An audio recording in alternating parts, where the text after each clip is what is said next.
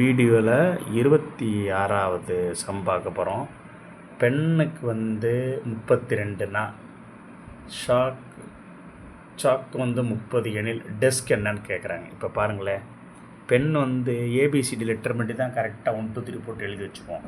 இப்போ பெண்ணு பாருங்களேன், பெண்ணு 32னா பி 16, இ என்ன, இ 5 ப்ளஸ் என் எவ்வளோ, எத்தனாவது எழுத்து 14.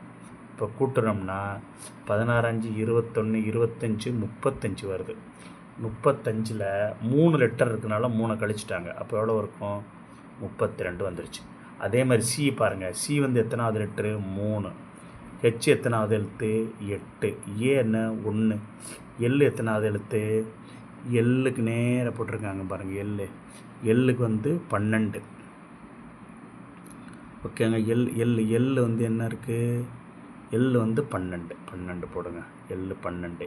கே என்ன எழுத்து, கேக்கு என்ன இருக்குது, கே பாருங்கள் 11.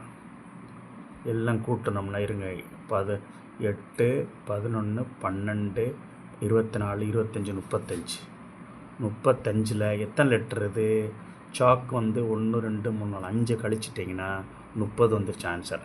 அப்போ டெஸ்க்குக்கு என்ன வேணும்னா, டெஸ்க்குக்கு டி 4, இ 5, எஸ் 19, கே 11, எல்லாம் கூட்டினா 39 வரும். 39ல் 4 லெட்டர் இருக்குது, 4 கழிச்சா 35.